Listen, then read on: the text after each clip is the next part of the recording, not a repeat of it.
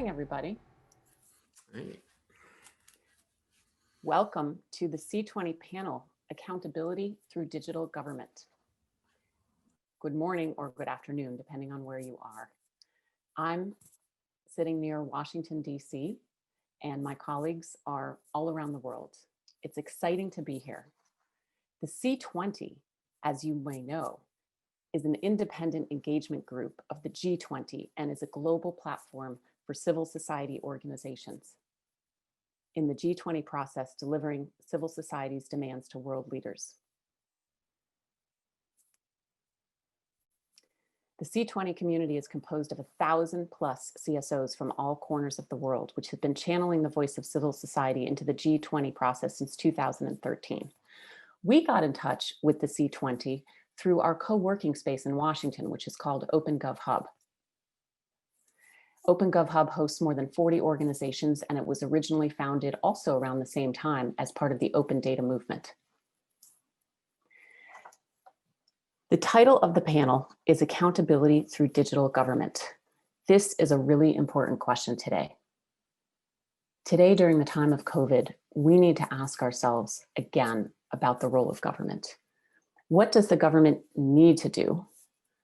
What does the government have the right to do? How involved can they get in our lives? And what is it better if the government is not involved in? Not even to mention, how does the government do these things?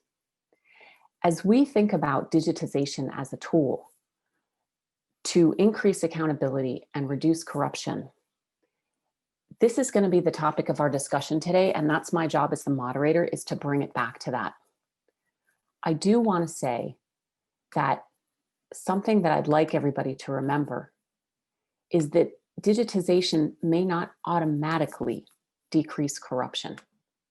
I'm going to just share my screen, and this is something that perhaps one of our speakers will also address. Okay, I'm going to talk about the 7 questions that every business wants to know from the government. This can be for a citizen as well, but this is especially important for businesses who need to have their activities move on. It's, where do I have to go? What do I have to provide? What will I receive back from the government? How long does it take? How much does it cost? What regulation justifies it? Like, is this legal, what they're asking me, or am I being harassed here? And if there's a problem, who can I complain to? So I'm just hoping that everybody can keep those 7 questions in mind as we have our discussion. Now, so I've just said that digitization does not automatically reduce corruption. The other thing I'm going to say, and you're going to see this illustrated when you hear our speakers, is that it also is going to depend on the context, right? In what context are we talking about digitization? So on that note, I want to just tell you a little bit about our wonderful speakers, and then I'm going to pass the microphone to our first speaker. So Olin McGill, he will be our last speaker. Olin is he calls himself a regulatory mechanic. He's worked in 34 countries. He originally was a lawyer. He worked with bankruptcy law. He then was a senior financial sector consultant. And he has helped countries improve their level of transparency, help them digitize government services, help them specifically think about the legal reforms that need to be done so that they can do the other things, and help them improve their standing in the very well-known World Bank's Doing Business rankings, which are on pause this year, as we know. Kind of an interesting exercise also in what transparency means. Second to last speaker is going to be Anjum Malik. She is speaking to us from Pakistan. She's a specialist in global, local, cross-cultural, and multi-sectoral project design, execution, and evaluation, with focus on people-centric, impact-driven, and sustainable solutions. Anjum speaks from the heart, and you will get to know the women in rural Sindh that are part of a project she has been working with for several years now called Success. And it is an amazing story, and it is a completely different perspective from what you're now going to hear from our first speaker. Our first speaker, his name is Alexei Alexishvili. I can just call him Super Alex. He was minister in a couple of different roles in the Georgian government. He's most famous, I even heard of him before I met him, and then I met him, and then we've reconnected again, for being the finance minister at a key time. And, you know, for having the guts to propose and oversee the implementation of reforms, even sometimes that went against the advice of international organizations. So we're going to get to hear his story. Today, Alexei also works in other countries, just as Olin does. And by the way, Olin was in Georgia when Alexei did his reform. So you're going to hear a little interplay between the two of them. But I'm really excited first now to give the microphone to Alexei and to have him tell you about the story of Georgia's reforms and how that really reduced corruption. And we're going to then move into digitalization. And at the end, each speaker will have about 10 minutes just for some introductory remarks. By the way, audience, I want you to put your questions into the website the way that you're able to do it as you think of them, because we can even incorporate that into the discussion even before we open up completely to the audience for questions. And we want to make sure that we're meeting your needs and that the discussion is useful to you so that you can make this happen in your own country. Okay, over to you, Alexei. Thank you. Thank you, Lara. First of all, thank you very much for inviting me on this quite interesting panel and audience. So let me first start with this specific question: why Georgia is being considered as an interesting and unique case for the rest of the world. What happened in Georgia specifically? So for that specific purposes, I prepared like a very brief presentation. This is like 3 slides. And I'd like to share these 3 slides and then a little bit discuss the details according to them, because that shows the progress that was made in Georgia. So let me start with the first one. This is control of corruption indicator, which is prepared by World Bank, and that shows control of corruption under the specific index called the World Governance Indicators. And that shows that, you know, looking at Georgia's history is that we need to keep in mind that, you know, what was the root of situation in Georgia? What happened in Georgia before the reform, which started in 2004, late 2003 and 2004, and then that continued last 10, 12, even 15 years. And then looking at the situation that was before that with the previous government, we need to consider that Georgia was post-Soviet, centralized, with a centralized economy, with full of corruption, and this corruption was so endemic, like that was everywhere. That was almost all institutions, all levels of institutions were just full of and swamped in corruption. So even sometimes if you ask the ordinary Georgian at that time whether that was possible to get rid of this corruption or eliminate it somehow, the usual answer used to be that was not possible. That's like, you know, like typical characteristic of the cultural characteristic of Georgians, and situation was absolutely devastated. So, and what happened in 2003 is that it was so-called peaceful revolution when the new young generation of politicians came into power. That was kind of political window of opportunity that took some very important elements into on the stage, and there was some kind of opportunity to change. And in this case, these changes started. Looking at the first slide of this presentation, that shows that, you know, in 2002, by this particular survey of the World Bank, that shows that Georgia in the region also included all countries around us, some countries from European Union, some countries from neighborhood countries, and the region, that shows that Georgia was the most corrupted country in 2002. And then started from 2003, that shows that, the serious progress happened, and that in 2006 that achieved a significant improvement.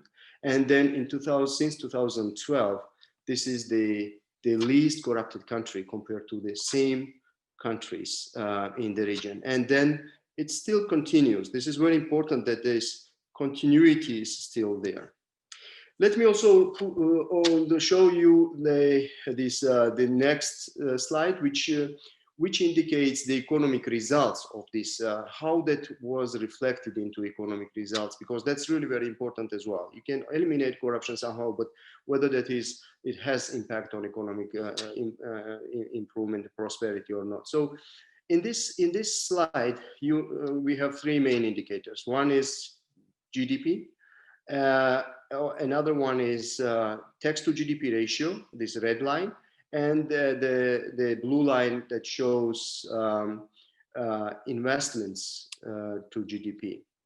So and you see that, the situation in 2002-2003 was also quite devastated for tax to GDP ratio, because government was fully swamped into these really very bad conditions, when there was not resources for funding even simple stuff related to salaries and pensions and huge volume of arrears and many other problematic issues. And then you see that the result was that, in 5 consecutive years, from around 12% of tax to GDP ratio, that has increased to 25. And then as we introduced fiscal rules, then that is getting steady, and then still keep this around 25-26% of GDP regarding taxes. So then if you look at investments to GDP, that also shows quite interesting indicators, that there is a huge jump in investments, reaching 19% in 2007, and then there is a sharp drop because of 2 main reasons. One was war with Russia, and then global financial crisis that also caused some difficulties. But then you see the recovery later on from 2013 until now. And then also I wanted to show this and somehow kind of connection with this corruption, economic results, and then what also was the main reason of it, how we just achieved, what was the significant contributor to this process. And then this particular slide also shows that it was not only simple approach fighting against corruption as a typical legal criminal cases, but that was more complex approach to deregulate the whole economy, improve the economic freedom in the country, and achieve accordingly the less corruption, and then improvement in the economic indicators. So here we have 4 main indicators and then rankings that I wanted to show you. One is well-known World Bank Ease of Doing Business, which shows what was the improvement of in Georgian case. And you see that in 2006 and before, we were below 100 place. I mean, that was we were standing on the place of 132 in 2004 and 5, and then after these reforms, we significantly improved the place there. The number 1 in this ranking means that on all these rankings means that this is the top in the list of the countries in terms of the improvement and success in the area of ease of doing business. And then the next is Transparency International's Corruption Perception Index rank, which also shows the place of Georgia in these rankings, and significant improvement as well. And Fraser's Economic Freedom of the World ranking, and that also shows the significant improvement there. And the last one is UN e-government development index rank, because this e-government specifically was one of the main element for Georgian reforms, and that showed also how one of the component in the reforms. So let me let me just a little bit go into details. I know that we are very limited in time, but I will mainly focus on 4 main areas. The first is this: if we really want to achieve something in terms of digitization, anti-corruption, and economic reforms, we need to focus, and that was case of Georgia, specifically focus on fiscal sector, which was one of the main contributors in Georgia. Simplifying tax system, make it as easy as possible, and introducing new elements there. The second is deregulation of the economy, eliminating licenses, permits. We just dropped down licenses and permits from more than 1,000 down to 150.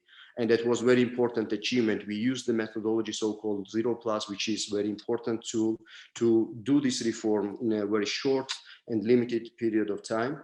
The third one is a small government, introducing the elements to merge and to squeeze the number of public agencies. And in this case, we also introduced the so-called fiscal rules, which is very important part to keep size of the government on a lower level. And the fourth one is digitization, when we are saying that we need to improve the tools for specifically 3 main areas for the people. One is related to, again, to fiscal part, which is like taxpayers area, and we need to pay attention on that to make it again as efficient as possible. The second is civil registry and property registry, which is in Georgian case was the part of Minister of Justice, and that was one of the successful case of dealing with reforms in this area. And the third one is dealing with the control and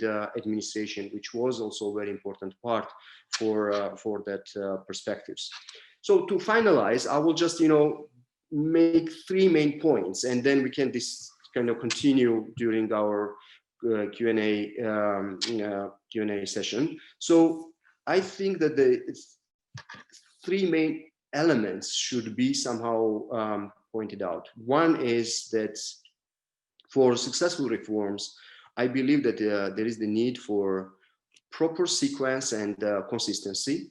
And in this case, this is really very important, like to focus on so-called low-hanging fruits and focus on so-called 80 versus 20% rule. I mean, this is really very important to do it, do what is feasible and doable.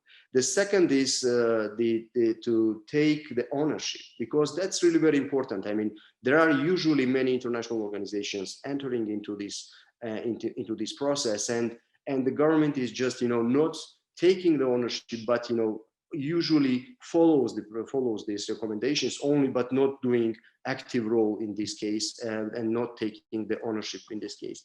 And the third one is that to create and have these reforms as a irrevocable process. I mean, this is also very important, to keep this continuity, to do this process not just for very short-term reasons, short-term objectives, but to make it as broader as possible, as fundamental as possible, and then put it in the legislation and put it in the culture of public and civil society and the public administration as well. So to finish, as I'm now working in many different countries, I always have this feeling again back, also having this feeling that working in other countries, is it possible or not possible? This is just really very rhetorical question from my point of view, because I think that if that was possible in Georgia and doable in Georgia, I believe that this is doable in other countries as well, regardless the the size, regardless the culture, history, location, and etc., etc. So this is my concept briefly. Thank you. Thank you, Alexei. So that was a really great view of somebody who was in government and how reforms like this that are necessary for a complete digitalization begin. And he really told us the story of how they've gotten somewhere in Georgia where it seems like there's no going back, right? The progress was so evident that how could you try to roll these things back? So that's been a journey, and it's been a road traveled by Georgia. We're now going to turn to Anja Malik, who's in a very, very different setting. I do want to say, Alexei, that I agree with you. I am an optimist, and I think that these things can be done in any country. And very often also, you know, working internationally, you'll show up somewhere and get this huge skepticism. That said, you know, I think we really want to kind of think deeply about what it means when you go into a larger country or a country where access to the internet is a whole different situation, or when you're looking at rural versus urban context, or even when you're looking at what is the basis of the economy. So what are the reforms that would have to happen? So those are questions we might drill down to later. Before that, first, I just want Anjum to introduce you to this context in which she works, and just, you know, sit back and enjoy, because she's got incredible visuals too. Over to you, Anjum. Thanks so much, Lara. Good evening, everyone. It's a pleasure to be here. I will be speaking about how civil society and government interaction really translates in contexts which are beyond urban cities. And I'm going to be focusing specifically on the rural development project that I'm a part of. So let me pull up my slideshow. All right. So without further ado, let me introduce you to the Sindh Union Council and Community Economic Strengthening Support Program, or as we like to call it, SUCCESS. SUCCESS is Pakistan's largest women-led community development venture, which is being implemented in 8 districts of Pakistan's southern Sindh province with the focus of uplifting rural communities. We are a 6-year sustainability-driven initiative. We started in 2015. We're going to be closing in 2021, and we've currently just finished our 5th project here. SUCCESS is very much a multi-stakeholder partnership. We're funded by the European Union and supported by the Pakistan's provincial Sindh government. Our implementation partners include the Rural Support Programs Network, 3 rural support programs, which are our field partners, including the National Rural Support Program, Sindh Rural Support Organization, and Third Deep Development Program with technical assistance from Ernst & Young. Our goal is to promote women empowerment and reduce poverty at a household level. Pretty lofty goals. Our process for accomplishing them is something unique to our rural support programs, which is known as social mobilization and community organization with economic incentives. The result being community-driven local development. How does that exactly translate on ground? We believe at SUCCESS and at the Rural Support Programs Network that marginalized and vulnerable communities have the innate potential to help themselves if given the proper resources and guidance. And that is what our rural support programs have been doing since 1980s in Pakistan.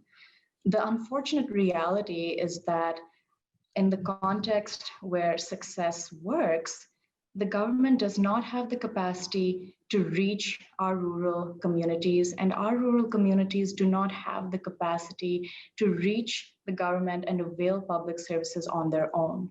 So our rural support programs, namely TRDP, SRSO, and NRSP, are the bridge for this gap. How exactly do we bridge this gap? We use a participatory process where rural communities are invited to join a 3-tier community institution system, which builds awareness and capacity with our rural communities at 3 levels. Let's look at this lovely pyramid diagram to really understand how this 3-tier community institution works. At the base of the pyramid, we've got households. Our first community institution is known as a community organization where households are united and build capacity to stabilize their household income through components like an income generating grant, vocational skills training, and micro health insurance.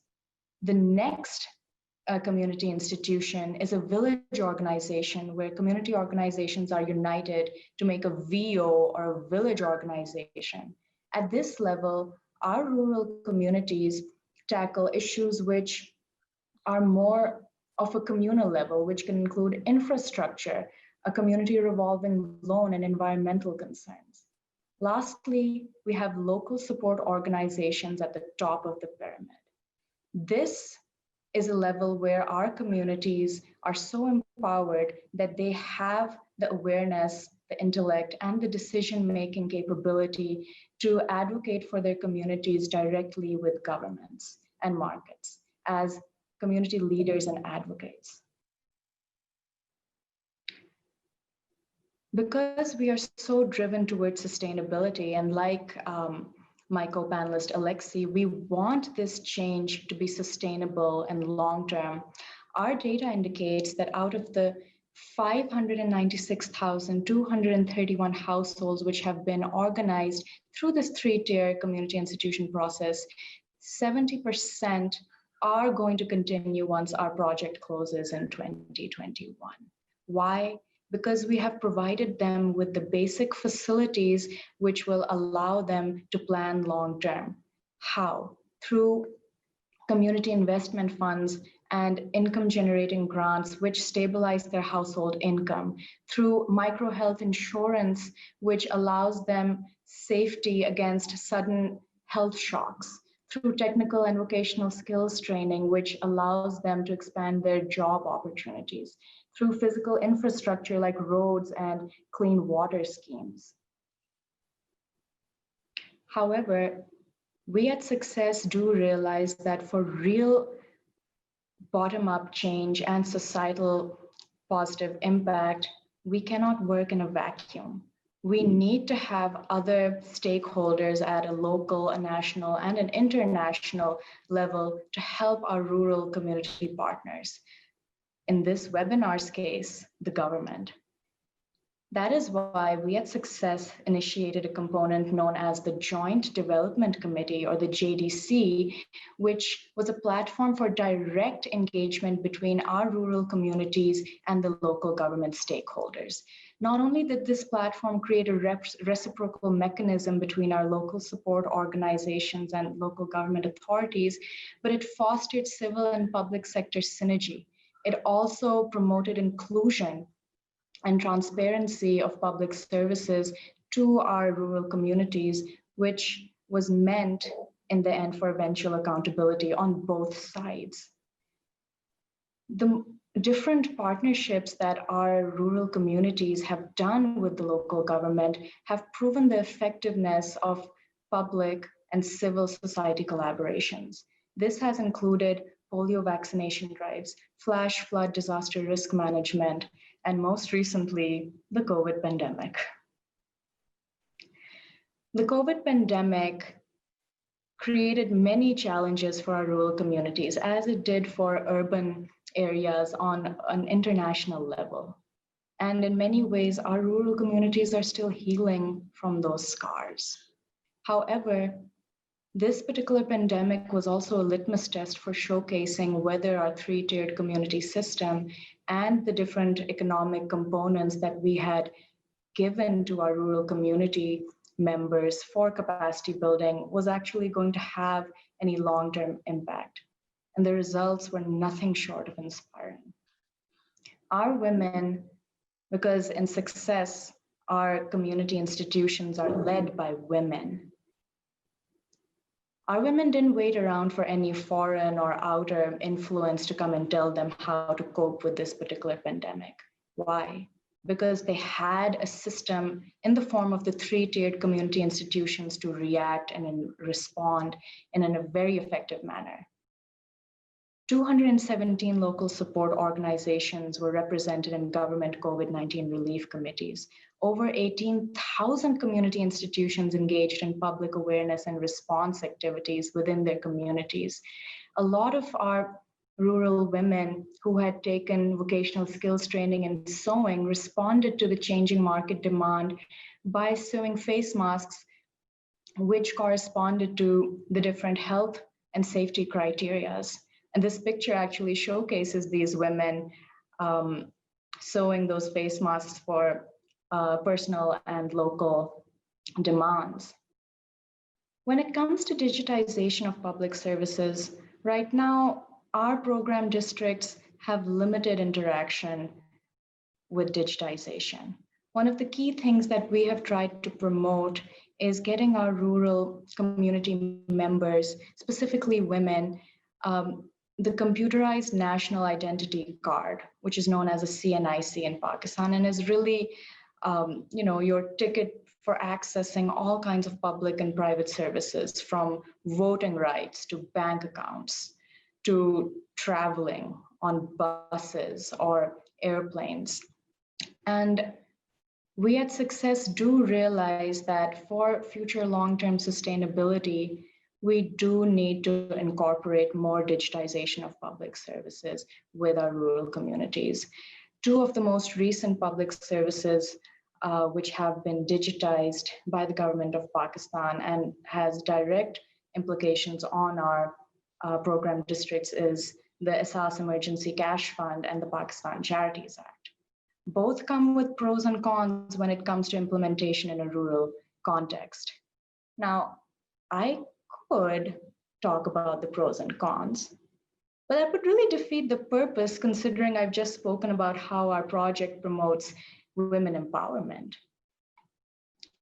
I think there is no better way to honor the C20 and showcase the potential of digitization and inclusivity and transparency than by having our rural women partners speak for themselves.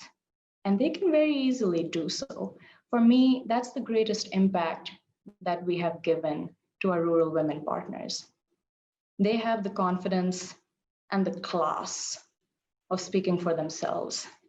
I'd like to show you a video that my colleagues at TRTP, SRSO, and NRSP created, where our rural women are responding directly to this webinar's theme. And I'm so proud and privileged of my colleagues, Manoj, Khemchand, Shivana, and Asmat for putting this together. So I'm going to bow out, and I'm going to instead give the spotlight to our women partners. Enjoy.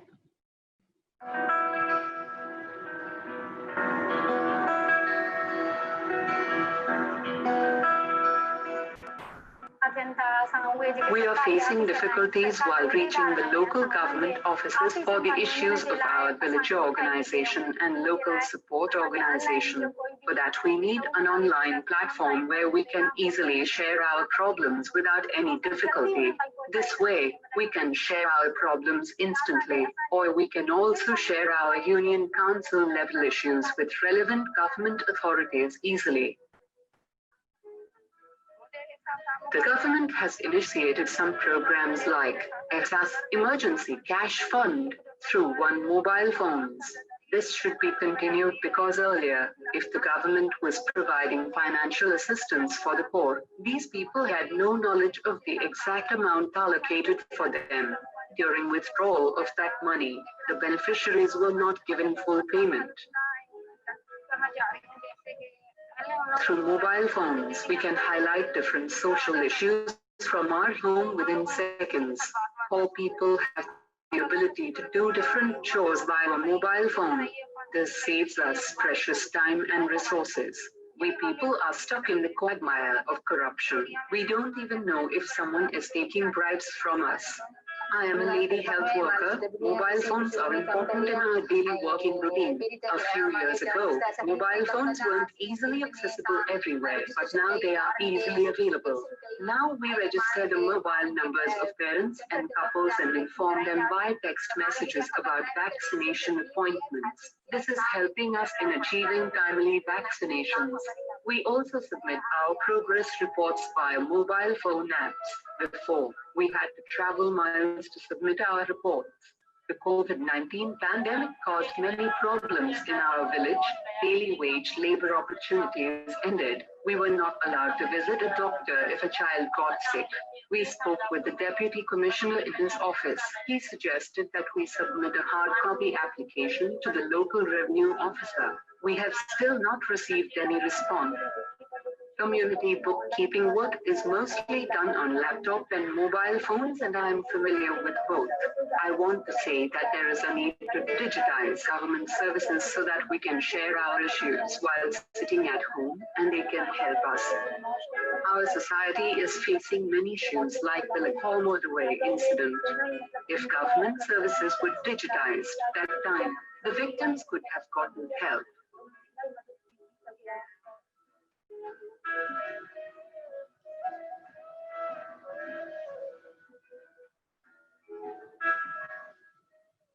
That's it from my side. Thank you so much.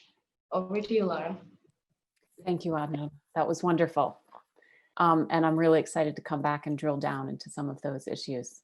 Olin, you have the honor of weaving these strands together. I don't know if you've ever worked in Pakistan, Olin, but I do know that you've worked in Mongolia, Malaysia, Tunisia. I know that you were in Georgia with Alexei during the reforms. So I'm going to hand it over to you, and I'm ready to share those slides whenever you would like. Here you go, Olin. All right. So much to say, so little time. So I am Olin McGill. I do call myself a regulatory mechanic, and I'm only seeing Laura now,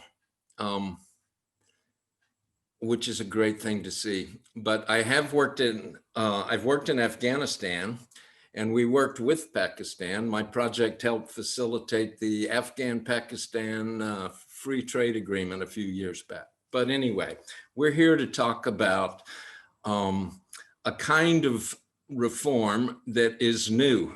About in the fall of 2003, two really revolutionary things happened in the world of development. The first was that Alexei and a team of reformers came to power in the Rose Revolution in Georgia. The other thing was that the World Bank published its first ever Doing Business report. And those represent two different perspectives on the same fundamental approach to development.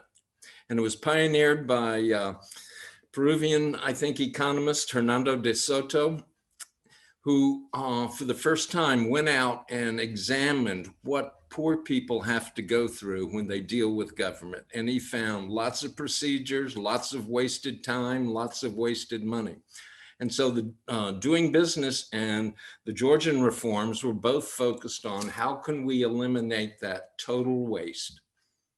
I mean, because it's real money that's just being poured into the ground. And when we were talking yesterday, Alexei made the point that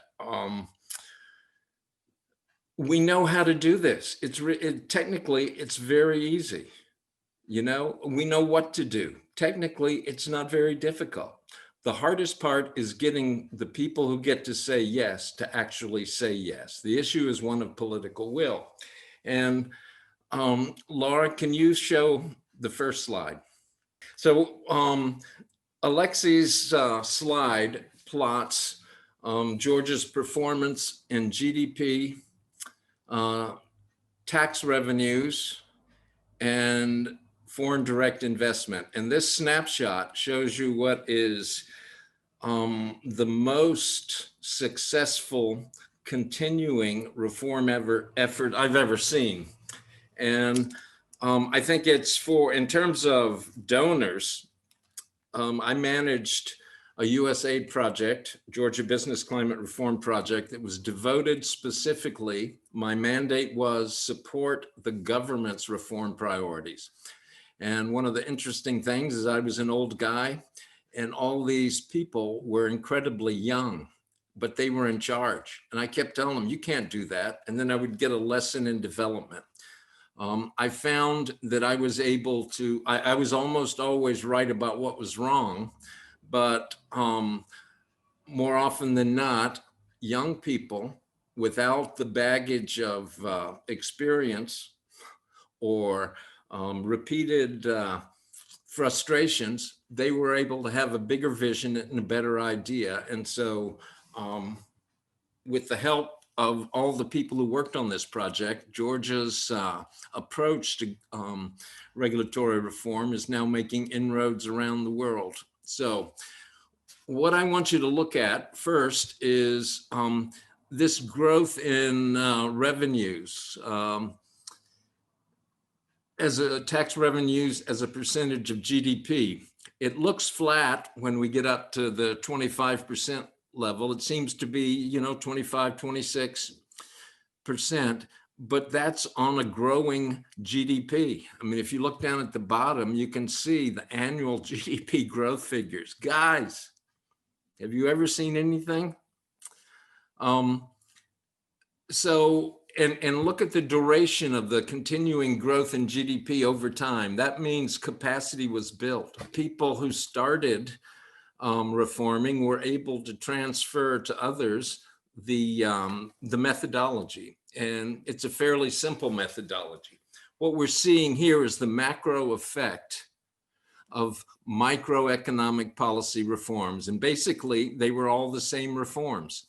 And we'll talk about that in just a minute. But look here where the 19% of foreign direct investment, that solid blue line where it peaks between 2006, 2007, and then it drops off like a rock. Two things I want to note. If you look at Alexi's slide on corruption, you'll see that corruption also increased at that same point in time. I think that's a valid historical fact. You can go back and look and understand it. But despite the fact that in foreign investment fell off, economic growth kept going. And I think this is where the microeconomic policies come in, because they released, it's real money that Alexei and his colleagues and with my project support were saving businesses and citizens. And what do they do with that? They invest it, they consume, and the economy grows. So despite the fall off in foreign investment, there was an amazing increase in local investment. Okay, next slide. Okay, one sec, Olin, it's coming. Surely. Now, one of the things I want you to notice is how simple this is. It may be simple, but this is really revolutionary. When I started reform, you get a Western consultant from somewhere to come into a new context and try to repeat what he did back home. And it's confusing. It rarely works. We used to argue whether aid was effective. You'll notice the arguments went away. I don't hear them anymore. After this approach to development started being emulated around the world. So these 7 key questions focus all our efforts on the transaction, okay, between business and government. And it's the transaction that is primary, and then we work backwards from there. We change the law to make the transaction work. We build institutions and agencies to monitor and deliver this specific approval and transaction. And when you start to ask the questions, where does the business owner have to go? Why should a business owner have to go to the same office multiple times or multiple offices just to get a business permit? In Malaysia, there were more than 30 agencies responsible for, or who had a role in issuing a construction permit. They implemented a single window, so you went one place instead of 30 places, and one builder, architect, reported that his personnel costs dropped about 92% just because they didn't have to beg, plead, nag, sometimes bribe government officials to do their jobs. So you can measure the average transaction cost for each transaction. And I want to show you what you can do for an indicator. This is the best indicator ever, okay? So as you see in that little red block down at the bottom of the screen, that was the total project 4-year funding, almost $13 million. So the indicator is, we call it monetized benefits. We called it monetized benefits because, unlike most countries I've worked in, Georgia's political will was so strong that we could only measure results after the fact. We couldn't estimate before the fact what the total cost of inefficiencies were. So we estimated that by the end of our 4-year project, the annual savings generated by Georgian reforms was $744 million. So you remember where we were looking at Alexi's slide and investment plummeted from 19%. Okay. This is what I think was replacing that foreign investment and making the economy work. So I'm going to sum up really quick so we can get to the questions. But the things that I would like you as civil society activists to take away from this conversation is that, yeah, if Georgia can, Serbia can, Tunisia can, Zimbabwe can, Afghanistan can, Pakistan can. This is a methodology that works, and it always works. One of the key discoveries I think that we've made in recent years is that every time government makes it easier, faster, cheaper to do something, more people do it. And the volume and value of regulated taxable business transactions grows, so you get more jobs, more government revenues, and general prosperity. One of the key things that we always have to keep in mind, though, is the last mile. And Anjum's work in Pakistan really highlights the fact that it's great to have all these reforms that work for people who can take advantage of them readily, but we always have to look out and make sure that the least among us also prosper, also are brought into the network of business and government and social functioning. So, Laura, that's it. Thank you very much. Thank you, Olin. So I think now we're going to put on the group view so that all of the audience can see all of us at the same time. And we're going to have a discussion about some of these issues. Olin talked a lot about the economic impacts, and Alexi talked about economic reforms. And Anjum gave us a context in which there are some pretty urgent economic needs and issues that need to be addressed. So my first question is about political will. You know, Alexi, you talked about a political window of opportunity. During the preparation for this session, I'll have you know, members of the audience, that we had some debates and discussions among this group. We talked about what is a definition of corruption. And we talked about whether, you know, whether political will is really needed and to what degree. Can you reform from the bottom up, from the middle out? Does it have to be top down? So I guess I just want to hear a little bit from you, Alexi, on your thinking, not just from Georgia, but what you've seen in other countries. What is needed? What has to be there? And then I'm going to send the ball over to you after he answers, Anjum. And I want to hear a little bit about the context in Pakistan right now, the political will context. And before you answer that, I'm gonna rephrase that question very specifically. But Alexi, go ahead. Thank you, Lara. So, yes, definitely. I think that that's really very critical issue, because without political will, that cannot be happen. So in Georgia, that was really very important. And I think that the most important issue here was that there was a huge window of opportunity. People were so tired with this corruption and then mismanagement and misleadership, etc., that they gave huge political credit to the new government and new political leadership.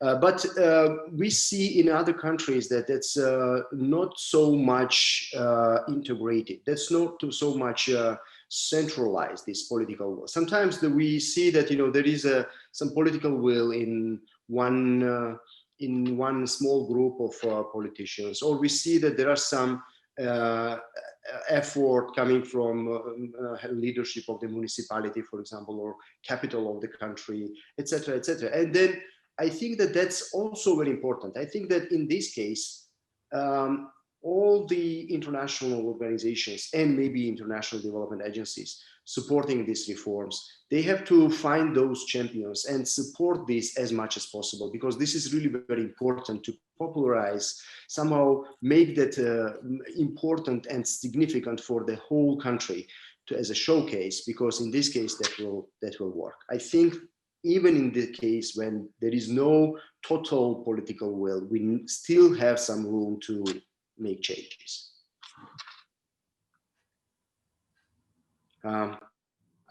We can hear you well. Sorry. So we are starting to get questions from the audience, so keep on sending them. We're going to work those in. We want to talk about the sustainability of political will in a minute, but first I'm going to go to Anjem and then you, Olin.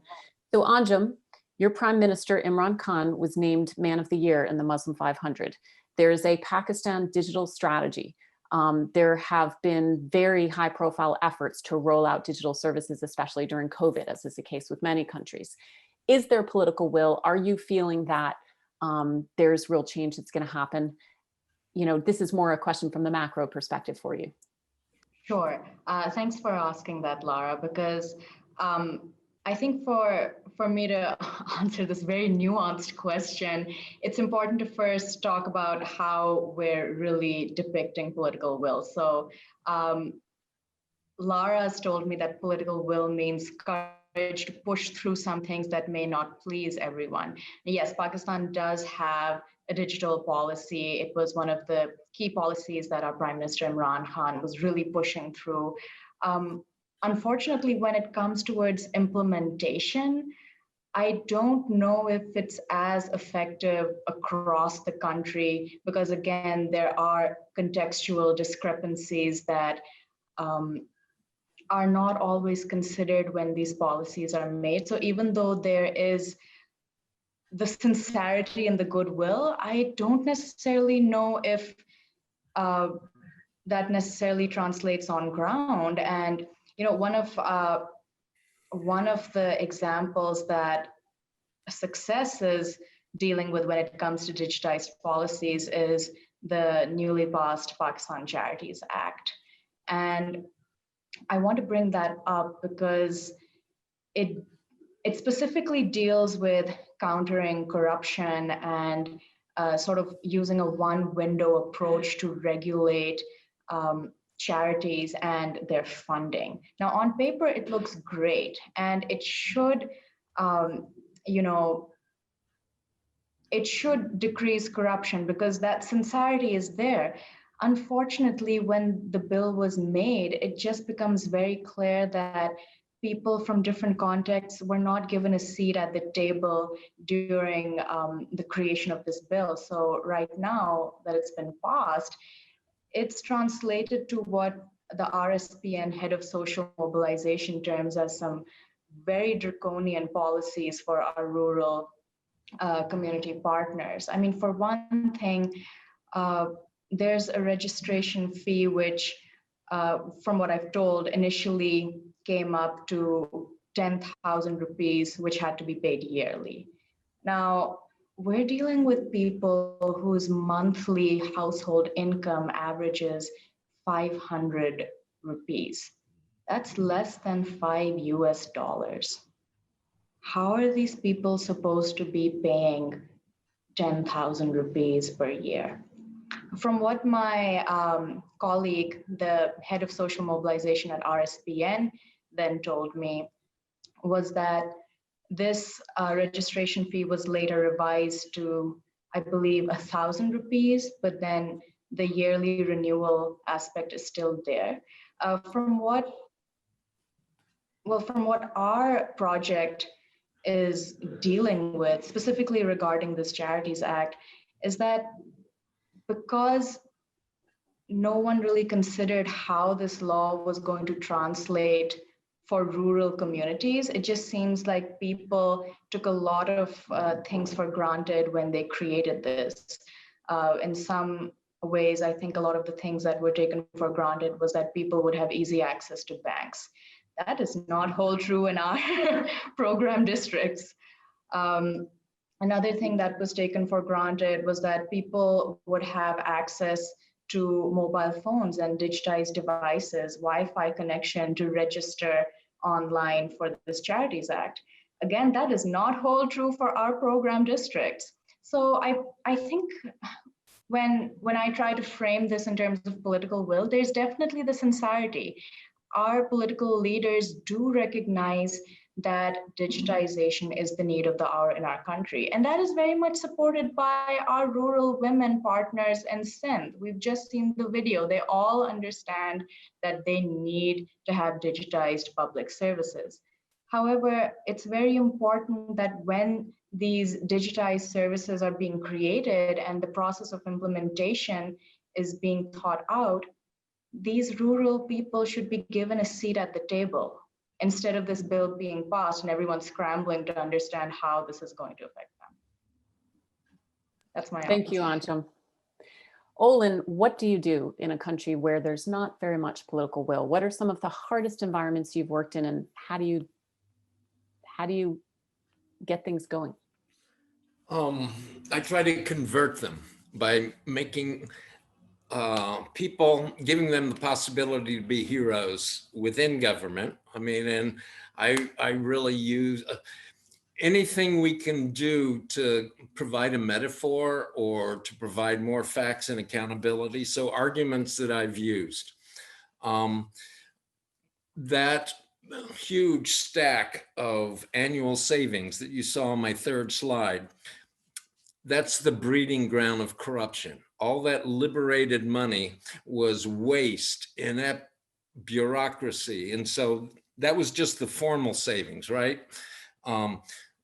Less time and expense. That doesn't include any of the bribes that were paid, but that Byzantine, bizarre, I mean, things that are impossible for poor people, all that mess, okay, that's where corruption thrives, because you pay to get what you're entitled to. And as long as you're doing that, you might as well pay for something that you're not entitled to.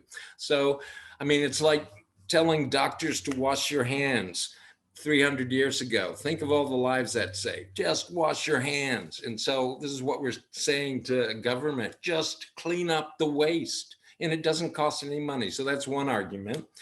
That it's a breeding ground for corruption. Another argument is it's real money. It's buried gold, you know? So you can actually, Mr. Minister, if you will do this reform, look at how much money it's going to save the government. Okay, you're going to be a hero and people will love you. And it's true. I mean, you can have great celebrations about a new construction regime that actually produces money. Serbia, by the way, has implemented the Georgian-based reforms, and immediately in the first quarter there was a GDP impact. So you try to trace things back to economic impact, and that, by the way, is an area where methodologically we aren't as far as we should be, is being able to convert these very real savings into GDP, jobs, and state revenues. And Laura's firm is taking a leading role on that. So I hope that will be rolled out any week now. That's my answer. Thank you, Olin. So we have two questions from the audience. They're exactly where I want to go. The first one is a quick one, very specific to Alexi. Somebody wrote in that they hear there may be backsliding in Georgia, so they wanted you to address the question of sustainability of reform. If you can just answer that pretty quickly. Sure.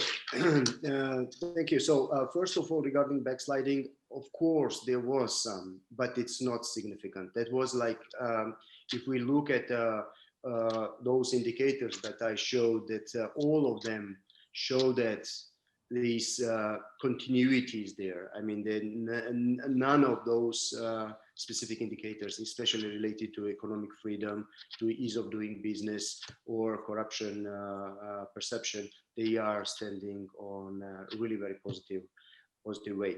So specifically mentioning also, specifically focusing on political will again, and to keep these reforms sustainable, I would pay your attention on two main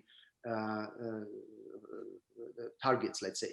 One is that we need to put those reforms clearly and set some specific filters in the legislation. For example, when we introduced the law on licenses and permits, we clearly said that none of the license or permit or registration or whatever can be created by any agency without mention in this specific law. And that was really very important instrument. And that's really very important to have these legal instruments to filter any decision coming from the bureaucracy.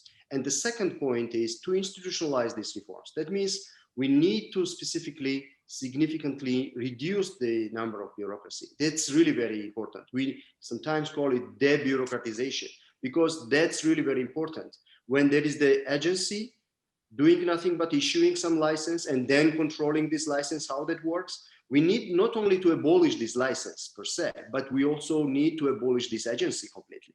And that's really very important. Not improve the operations, not digitize their operations, not do some kind of simple stuff. No, we just need to abolish this specific agency completely. Because if we still keep it, they will find a way how to introduce something new. Maybe they call it not license, not certification, not registration, not permission, but something else. But that's the nature of bureaucracy. And we need to squeeze it. We need to keep as small as possible the government and government institutions, especially working on regulatory environment in the government institutions. And the last one I wanted to also for that, also government should understand that what is the main contributor to the economy. This is FDI, this is investment, this is freedom of economy. And from that perspective, government of Georgia, regardless the power, regardless the changes of the regime, they still keep this as a major objective. They still think, and that's obvious, that FDI is the very important part and they need to attract as much as possible to boost the economy further. That's the point. Thank you. Thank you, Alexei. Okay, we have a couple of comments and questions from the audience that are asking us to get a little bit operational and practical. So I'm going to lay out some issues and ask each of the speakers to respond to them in kind of an effort to, you know, give a little bit of a roadmap of what does this all mean in practice. I'm going to take a little bit what you were saying, Alexei, and talk about the decision about at what level is there reform and is there digitization, because we work, a lot of my experience early on, starting in 2006, was actually in Morocco, very different political situation. And we distinguished between what was policy, right? What was a kind of a strategy and a vision of the government that the government was trying to do? What was law that we weren't going to change quickly, was going to take time to change the laws? What was in the regulation? And regulations have different levels, right? There are levels that within a ministry, somebody can actually have the right to change sort of lower parts of the regulation. And there's other types of regulations that are almost like law, depending on your country and your system. So you sort of have this hierarchy. And then you get down to this interaction that looks like what I was showing in my slide with the 7 questions, which is what we call an administrative procedure. And it comes from the French, procédure administrative. At the end of the day, that is the interaction that we talk about, whether I'm a citizen trying to renew my driver's license, or whether I'm a business trying to get a permit to do something. I'm filling out a form, I'm signing it, I'm attaching some documentation, I'm probably paying some sort of a fee. and then I'm expecting to get something back. So it's this kind of standardized view that we implemented in Morocco that allowed us to work across procedures and stay below the radar of some of the more controversial, shall we say, reforms, which is a little bit, what you do when you might not have the high level alignment. That said, whether you were in Georgia, whether we were in Morocco, in some of the countries that Olin has worked, there's also some choices you can make about the sequence of digitization. So I've warned Alexei that I want to ask him about this. I had a friend who lived in Georgia back when all of this work was happening. And I remember him saying to me that there was actually collaboration with some folks from Estonia that were sitting in the Ministry of Finance. And, this is kind of how it all got started. And we know that Estonia is one of the global leaders in e-government and has really made its whole government digital. There's a theory there from the Estonians about how you have to do it, which is that it needs to be, when you go to their conferences, they have this annual e-government conference, and they'll tell you it all has to be around the digital identity. You have to have that first, or you can't have anything else. I've seen other places where you can actually start maybe in a different camp, looking at Olin's calculations and saying, we need to focus on businesses. We can identify who a business is and have some kind of stopgap ways to figure out the identity of people while we're getting the digital identity going, which takes years. And we can move forward with some of these economic impactful reforms. So there's choices to be made.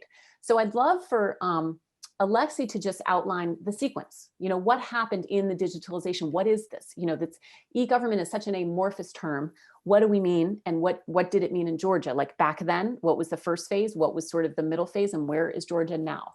And then we'll go to you, Anjem, and for you to speak not only about the rural context, but also the urban, like where are things today? What's digital and what's not? And Olin, I'm sure you'll have a few things to say about that too. So go ahead. Thank you, Lara. So first of all, let me first touch the issue whether digitization is the solution only, or we need to do something else, because that's really very important issue, because sometimes that's like the temptation or delusion saying that, we need to have something like, one particular click, and if we have this click, everything will be solved. And that's not true. And from that perspective, we had a lot of particular cases or examples in Georgia as well. For example, at the customs, we had a specific system called Asikuda, which is like standard, well-known, specific system created for customs by UNCTAD, and that works worldwide in many different countries. And we had the same in Georgia, but that's never worked. Still, corruption was huge at customs, and then that was so closed, so mismanaged, and that doesn't, in that particular case, that didn't mean anything for taxpayers, not for administration. So the point here was that what we could do, the most important issue, to simplify the system, first of all, to get rid of those specific groups or with vast interests, so that, when you open the system and allow ordinary taxpayers to use this particular instrument or tool as easy as possible, then you change the whole environment. So what happened is that, for example, we just, first of all, specifically focusing on the procedures. We reduced number of procedures as customs. And when we did that and simplify those ones, then that that helped. Now go back to your specific question, how we should keep the sequence and what was the first and what was the second. I believe that, this is not a trade-off between whether we need to get first ID, some ID part, or this particular systemic approach, or we need to focus on fiscal part of it, like, the taxpayers part. I still think, from my point, based on my experience, is that fiscal sector, in this case, tax collection, taxpayers environment is really very important, because without taxes, without revenues, without financial resources, you cannot do anything. You cannot digitize, you cannot introduce new systems, you cannot do anything. And that was the case in Georgia as well. Our main target, main priority was to focus on tax revenues, tax collection. But that doesn't mean that we increase the administration, we increase the pressure on taxpayers, vice versa. We reduce this pressure. We just simplify the system as much as possible and introduce these digital elements, digital components there. So that worked, so that we could then make it much broader to introduce these new digital elements and digital instruments in property registration, in civil registration, in movable property registration, like vehicles and cars and driver's license or whatever. I mean, this is like that was feasible and possible afterwards. That's my question briefly. Thank you. And I'm going to build a little bit on something you said, Alexei, as I pass the microphone to Anjum. And I'm also going to weave in a comment we've just had from the audience that I think was very on point. So somebody in the audience, Anjum, just talked about small wins. And I saw in your video, I think, women talking about how they used to not know the amount of the cash benefit they were receiving. So this is the flip side of paying taxes, is also receiving assistance from the government, but that exchange of money is so important. Anjum, are you able to comment on that? I'm worried there may be some internet connectivity issues. Let's see if Anjum is able to connect right now. No, I'm going to move to you, Olin, to talk about small wins and give Anjum a minute to get her Wi-Fi back up. Small wins are. Hi, I can sort of.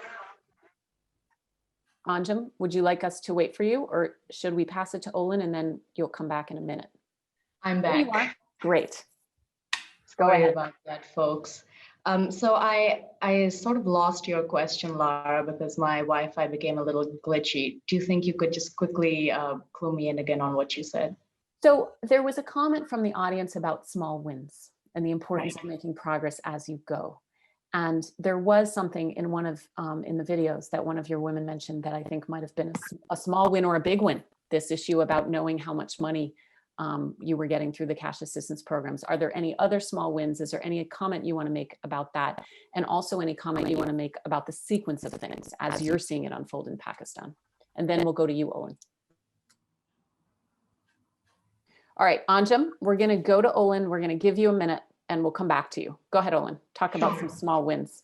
Sure. The first IT or digitization I remember from our project in Georgia was we were streamlining, registering, selling property. And the seller had to get a tax certificate saying that he had paid all his taxes before he could sell his property, right? Fair enough. Great idea to raise revenue. It took weeks and hassle. You had to write an official letter and get it notarized. And then you had to wait till it came back. So what we did was just create a link between the property registration database and the tax department. And the property registration just asked, does this guy, this business number, owe any taxes? Yes or no? Bing, instant. So that was a huge win. And it wasn't that expensive. It didn't take that much time to implement. So that's, I want to tell the story of Ukraine e-government procurement. Please do. That is a great story. We cannot finish this session without having that story. I call it from outside in. Yes, exactly. So this is where the heroes were civil society activists. They were the political champion. It wasn't a key government reformer, not the private sector. This was civil service activists who were dissatisfied with the progress government was making on procurement of businesses and services. So they hired Georgia's e-procurement champion, a guy named Tato, colleague of Alexei's and mine, and a bunch of civil service guys,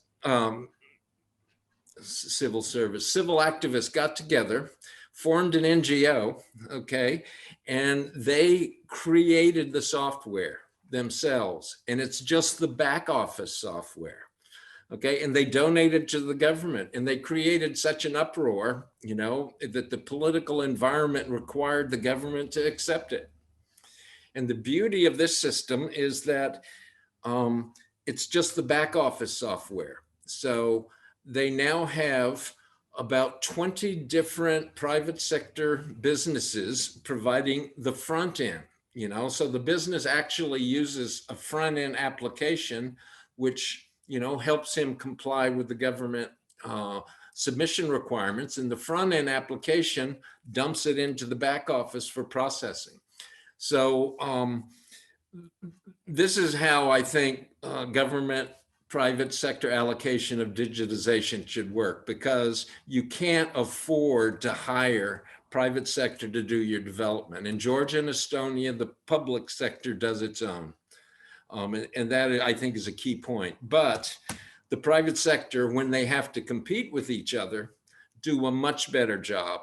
And so these are amazing apps that the private sector provides to the government e-procurement process. The really cool thing is they built into the software an API that allows anybody to do a lot of research on transparency, accountability. You can detect likely fraud or collusion, you know, from the nature of the bids.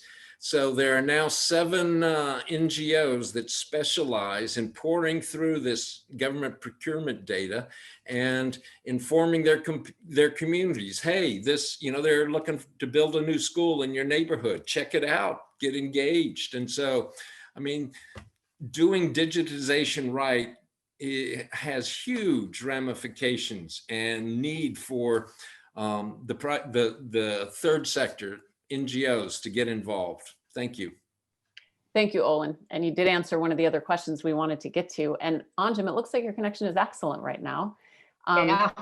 And you may have seen on the chat, there's another question referring to your video and talking about how can tech be used to solve the problems that these women face. So go ahead and talk about potentially, so what could be quick wins, what have been, and what could, looking forward, you know, what do you imagine?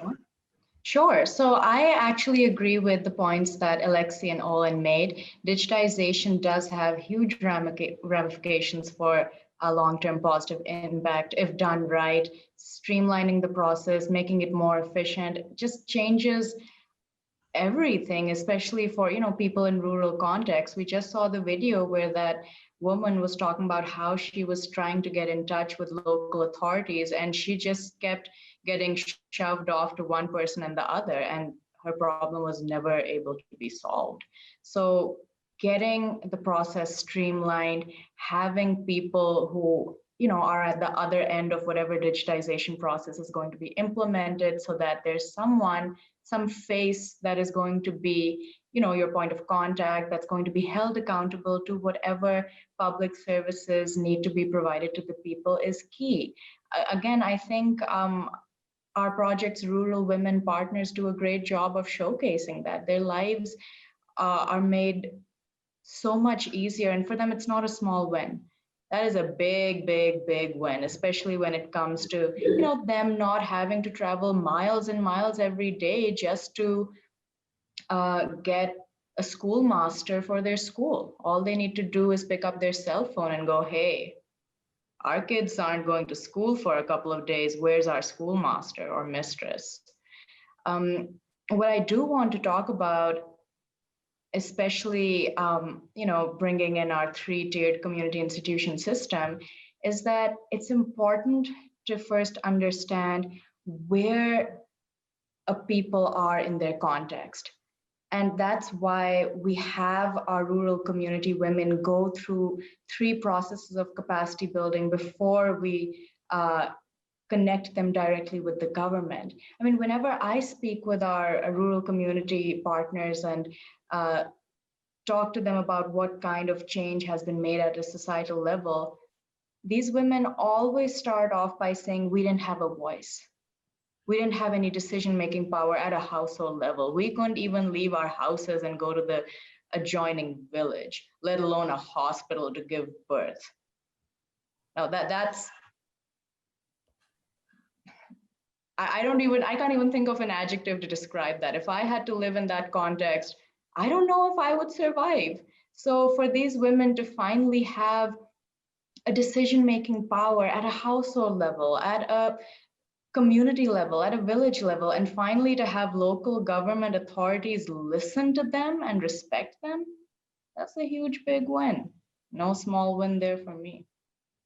So yeah, I mean, I think it depends on giving people the capacity, the resources to let them be active agents and decision makers in their own lives, so that they have the critical thinking ability to understand what they need to do and what sort of questions they need to ask to get their particular task done, instead of just going to people and going, oh, what should we do? We don't know what to do.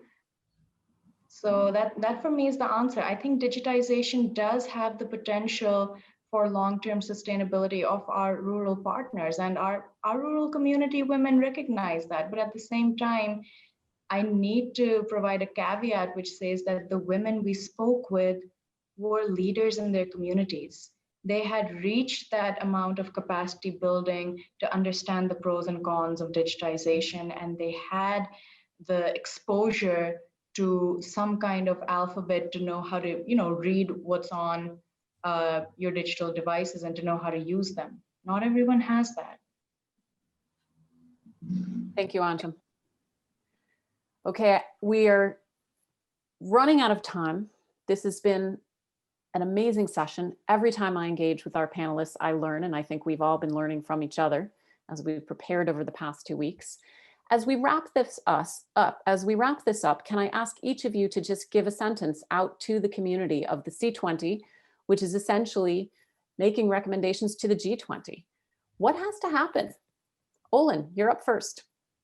Sure. To see these kinds of economic benefits, anti-corruption benefits, you notice everything, all these incidental benefits of eliminating inefficiency. In order to, have those for yourselves, you need to ask your constituents, what is the problem? Because they'll tell you, and you'll learn about all kinds of things. And then you need to look at the transactions which cause the problems and propose solutions and, quantify how much does it cost? Why does it cost this much? What can we get rid of? So be the Alexi in your hometown. Thank you. Anjum, what has to happen? I agree with Olin. Give people a seat at the table. There's this phrase which is going around a lot at a global level called "check your privilege," and I think it translates really well to at least my country's setting, because there are things which people might take for granted, which other people won't. So it's important to have that inclusion, to have that diversity, so that we understand how everyone is going to be affected by a particular law, whether that's digitization, whether that's creating a new road at a village level so that suddenly they have increased access to urban cities and market opportunities. Give people a seat at the table. And like Olin said, just ask them. It's so easy, just ask them. Thank you. Alexi, one sentence. What has to happen? Yeah. Again, first of all, thank you very much. And I will finish with this, especially with the existing situation regarding pandemic and COVID-19 and these global challenges that we face. There are some accelerated ideas and some thoughts that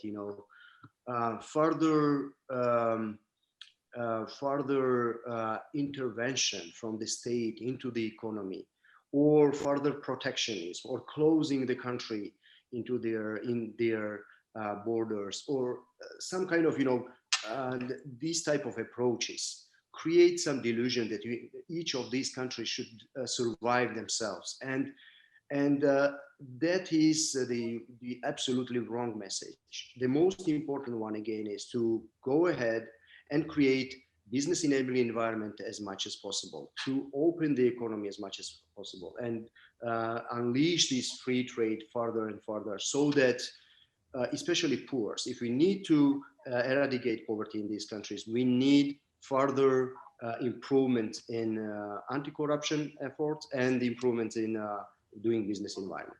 Thank you. I'm going to say it in my 1 minute remaining. Olin said it, but I'm not sure how clear it was made. it is possible to measure and track the economic benefits that can be derived from digitalization that leads to increased economic activity and reduces corruption. There are standard definitions of what is meant by digitizing government services, where the communities around citizen services and business services have now begun to come together. Wonderful resource by the Inter-American Development Bank called Wait No More that I would refer everybody to. And in a time of COVID, when not every country has deep fiscal pockets or wants to get into debt, actually digitizing services can replace, complement, or even substitute a stimulus. So think about that. Please share your thoughts. Come to us for more research. We are at justresults.io if you want to see some transparent data on procurement systems as they relate to the World Bank. With the bank's index was shut down, but we have the calculations right there. And that indicator, by the way, is not under question. And please share your thoughts on hashtag C20 Summit. And thank you to my dear friends, panelists.